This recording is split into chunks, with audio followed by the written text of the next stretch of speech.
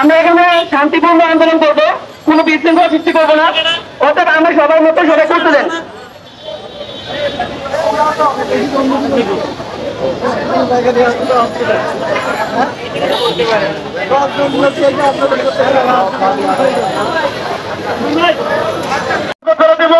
আপনারা যদি কেউ থাকে দেখেন আমাদের এখান থেকে চলে যান, উদাত্ত আপনারা চাপে চলে যান। আমরা কিন্তু আপনাদের চিনি, ইতিমধ্যে এক দুজনকে শনাক্ত করা হয়েছে, আর বাকি যারা চেনা পরে চলে যান, এখানে আপনারা কেউ অবস্থান করবেন না। আমাদের সংগঠনের সদস্য যারা আছে, আমাদের এই দাবির সাথে যারা একমত পোষণ করেছে, তারা এখানে আজকে অবস্থান করবে।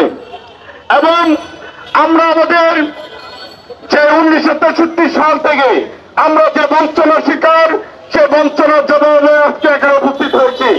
আমরা যে করে হোক আমাদের অধিকার আদায় করবই দেবো ইনশাল্লাহ। আমরা এই বৈষম্যহীন বাংলাদেশে আমরা আর বৈষম্যের শিকার হয়ে থাকতে চাই না।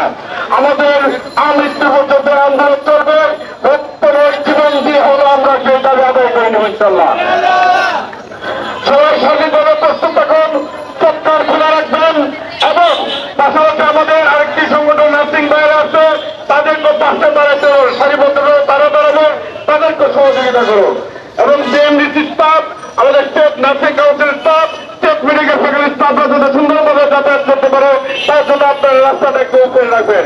এবং 4-5 জন ভলান্টিয়ার তাদেরকে সুন্দরভাবে আন্তরিকতার সাথে তাদের অফিসে যাতে বসতে পারে, তার জন্য সহযোগিতা করবেন। সবাই ভালো থাকবেন। আমরা আমাদের মতো আছি, আপনারা আপনাদের মতো অবস্থান কর্মসূচি চালিয়ে যান। আল্লাহ হাফেজ।